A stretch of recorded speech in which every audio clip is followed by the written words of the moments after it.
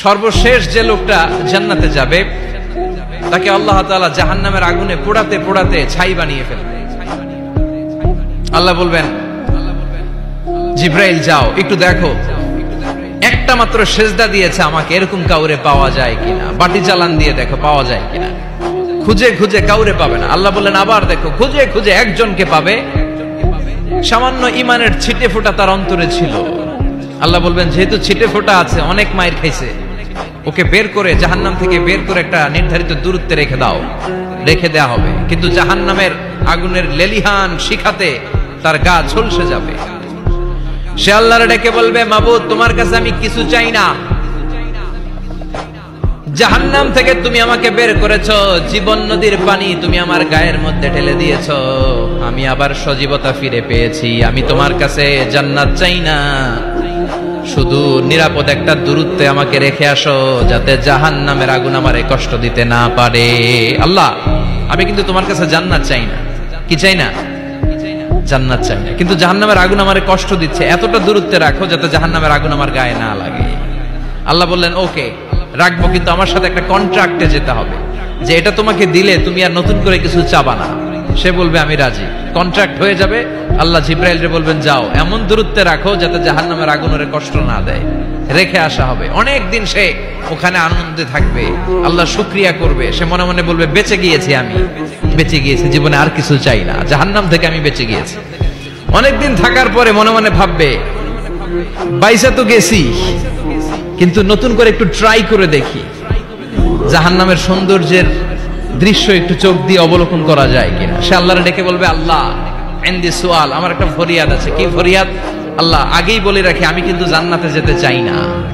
আল্লাহ বলবেন, কি চাও? সে বলবে, আল্লাহ তোমার জান্নাতটা তুমি কত সুন্দর করে বানিয়েছো, আমি একটা নজর শুধু দেখতে চাই।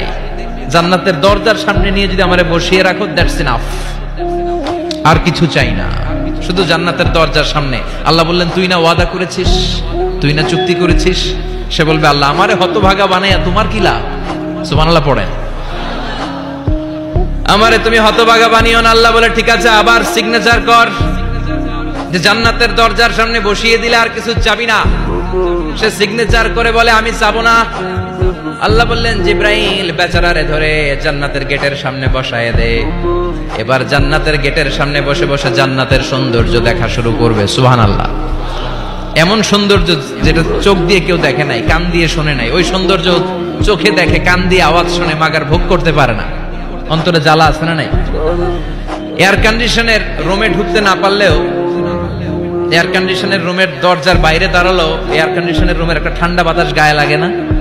কথা বলেন তো। ও যখন জান্নাতের দরজার সামনে দাঁড়াবে, ওর গায়েও এরকম জান্নাতের ঠান্ডা বাতাসের হিমেল ছোঁয়া গাটাকে শীতল করে দিবে। ওই শীতল হয়ে যাওয়ার পরে আর তো সহ্য হবে না, আবার আল্লাহরে ডাকবে। মনে মনে ভাববে, আর একটু ট্রাই করি না, দোষ কি, আস্তে আস্তে অনেক দূর তো আগাইছি।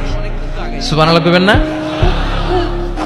এবার আল্লাহরে বলবে, আল্লাহ ইনদি সুআল, আল্লাহ তুমি যদি কোনো বিষয়ে নতুন করে ডিসিশন নাও, তোমারে জিজ্ঞেস করার মতো কি কেউ আছে? আল্লাহ বলে, না, আমি তো সব রাজার বড় রাজা, মহারাজা, আমার উপরে তো কারো কথা চলে না। ওই হতভাগা লোকটা বলবে, আল্লাহ এত সুন্দর জান্নাত তুমি বানালা, চোখ দিয়ে সৌন্দর্য দেখি, কান দিয়ে আওয়াজগুলো শুনি, হুর আর গেলমান হেঁটে বেড়ায়, এত সুন্দর জান্নাত চোখ দিয়ে দেখি, ঢুকতে পারি না, আমারে কষ্ট দিয়ে তোমার কি লাভ? ও আল্লাহ, আমারে তুমি মাফ করে দাও, জান্নাতের চিপার মধ্যে এক কর্নারে তুমি একটু আমারে জায়গা করে দাও। আল্লাহ বলবেন, ওয়াই হাক ইবনা আদম, তোর ধ্বংস হোক হে আদম জাত, মা আগদারাকা, তোর চেয়ে বড় গাদ্দার আমি আমার সৃষ্টিকুলে কাউরে দেখি নাই, কারণ তুই আমার সাথে চুক্তি করিস আর চুক্তি ভঙ্গ করিস। আল্লাহর রহমতের দরিয়ায় তখন জোশ খেলে যাবে, ওর আকুতি মিনতি চাহনি আল্লাহর রহমতের দরিয়ার মধ্যে জোশ লাগিয়ে দিবে। আল্লাহর দয়া হয়ে যাবে, মায়া হয়ে যাবে। আল্লাহ বলবেন, ঠিক আছে, জান্নাতে যা।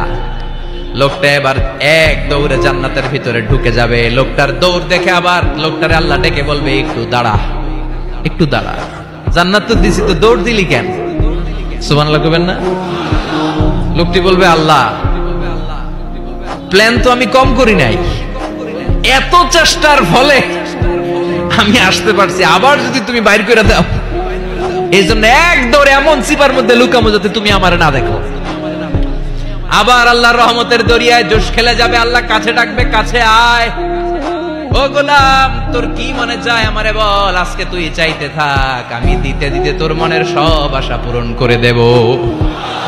লোকটা খুশি হয়ে বলবে, আল্লাহ আমারে এটা দাও, বাড়ি দাও, গাড়ি দাও, নারী দাও, এটা দাও, ওটা দাও, একের পর এক চাইতে থাকবে, আল্লাহ সব তারে দিতে থাকবে। চাইতে চাইতে লোকটার সব চাওয়া যখন শেষ, সে বলবে, আল্লাহ আর আমার চাওয়ার কিছু নাই। আল্লাহ বলেন, নো, এত তাড়াতাড়ি যে তুমি খেলা শেষ করতে পারবা না মনু, আমার সাথে তোমার এই খেলা আরো লম্বা সময় চলতে হবে, তোমার অনেক কিছু চাইতে হবে। তুই আজকে চাইতে চাইতে তোর সব চাও আমার কাছে বলবি, আর আমি দিতে দিতে তোর জীবন ধন্য করে দেব। সে আবার চাইতে শুরু করবে, আল্লাহ এটা দাও, ওটা দাও, ওটা দাও, আল্লাহ দিতে দিতে সব দিবে। এরপরে বলবে, আল্লাহ মাফও চাই, দোয়াও চাই, আর চাওয়ার কিছু নাই। আল্লাহ বলবেন, তাই ঠিক আছে, তোরে আমি জান্নাতে ঢুকাই দিলাম, তবে মনে রাখিস তোর জান্নাতটা হবে সবচেয়ে ছোট জান্নাত, আর তোর জান্নাতটা হবে এই পৃথিবীর 10 গুণ। চিল্লা এখন সুবহানাল্লাহ।